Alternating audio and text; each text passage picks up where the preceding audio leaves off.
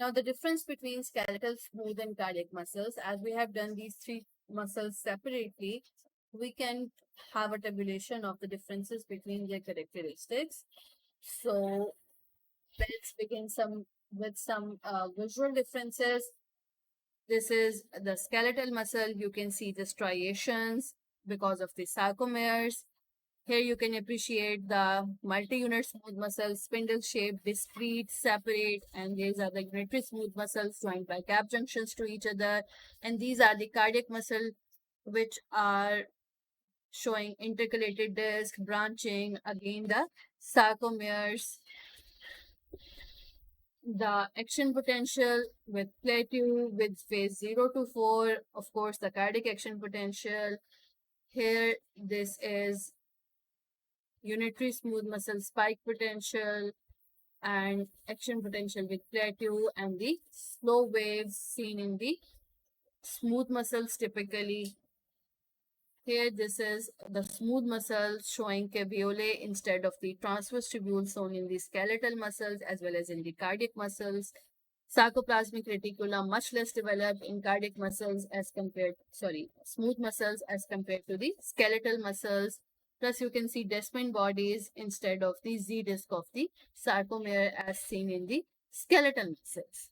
So, you can also appreciate the diode arrangement of the sarcoplasmic reticulum and T tubules in the cardiac tissue as compared to the triad arrangement of the terminal cisterns and transverse tubules in the skeletal muscles. Also, you can see the location. The T tubules in cardiac tissue are present at the level of Z disc, whereas in skeletal muscles, these are present at the junction of A band and the I band.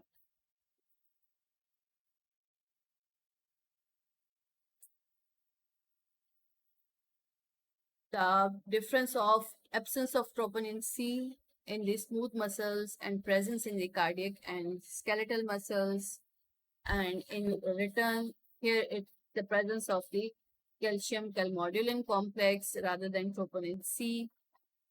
A clear-cut length tension relationship in the skeletal muscles as well as the cardiac muscles, but no clear-cut length tension relationship seen in the smooth muscles.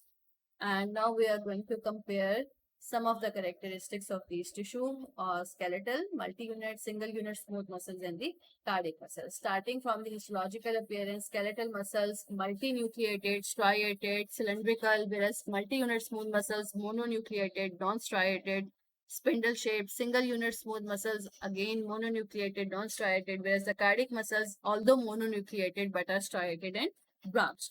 Presence of myosin and actin filaments in all of them.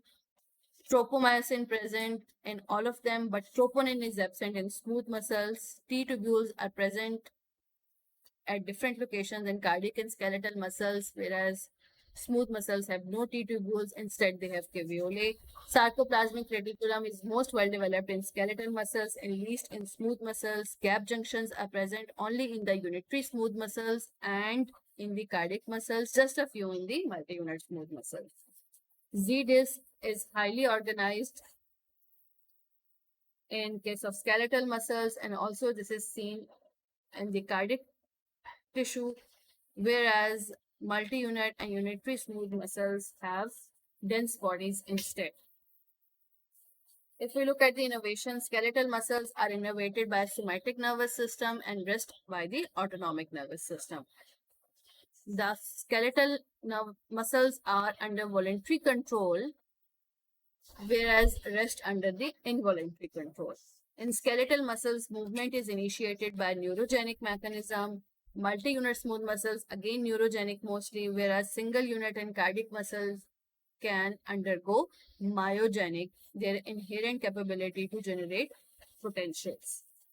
Role of nervous stimulation, skeletal muscle, it initiates as well as it accomplishes gradations. In multi-unit smooth muscles, this is the same. It initiates and modifies as well. Whereas in single unit smooth muscles, it has mostly the modifying action and usually initiation is myogenic. Similarly, in cardiac tissue, the sympathetic and parasympathetic stimulation can modify, but initiation is mostly myogenic. Modification by hormones can occur in smooth muscles and cardiac muscles, but not in the skeletal muscles. Means by which gradation is accomplished. For example, just a few examples given over here. In skeletal muscles, increased force of skeletal muscle contraction can be achieved by the multiple fiber summation, frequency summation, motor unit recruitment. Similarly, for multi-unit smooth muscles, it can be done by either hormonal influence or by varying the number of muscle fibers contracting. For single unit smooth muscles, there are multiple factors, stretch, hormones, local metabolites, and similarly for the cardiac tissue, there are multiple factors including the length of the muscle fiber, calcium, autonomic innervation, hormone, local metabolites, and much more. Action potential, skeletal muscles have shorter duration, and smooth muscles may show spike potential or action potential with a plateau, whereas cardiac muscles have prolonged action potential with a plateau. Ionic bases in skeletal muscles, mostly sodium. Cardiac and smooth muscles have both the involvement of sodium and the calcium. Action potential duration is much shorter in the skeletal muscles and larger in the cardiac muscles. Detonization is possible in the skeletal muscle, and cardiac muscles are mostly resistant to detonization because of a larger refractory period, whereas smooth muscles exhibit either tonic or phasic contraction depending upon the type of smooth muscles. Mechanism of contraction in skeletal muscle and all types of muscles is sliding filament model. Sources of calcium are different. Only sarcoplasmic reticulum in skeletal muscle, whereas rest can also receive calcium from the extracellular fluid. Calcium physically repositions troponin tropomyosin complex in the skeletal muscles, whereas it chemically phosphorylation indirectly by the phosphorylation activates the myosin light chain kinases in the smooth muscles. So it is physiological coupling in the skeletal and cardiac muscles and chemical coupling in the smooth muscles. Speed of contraction is fast or slow depending upon the type of muscle fibers in skeletal muscles, and it's slow in the smooth and cardiac muscle. Clear-cut length tension relationship is absent in the smooth muscles. Most resistance to fatigue are the cardiac muscles, and most fatigable are the skeletal muscles.